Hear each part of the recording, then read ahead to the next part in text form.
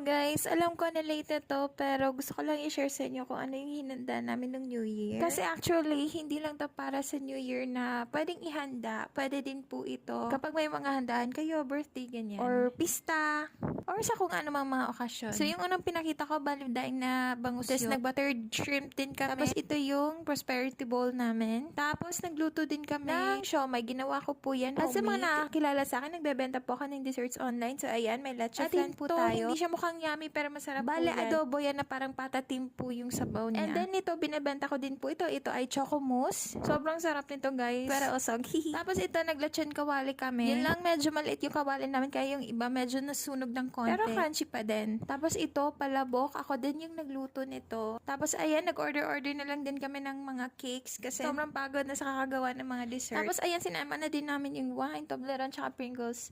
So yun lang. Ay, nakalimutan ko pala i-mention yung pinakauna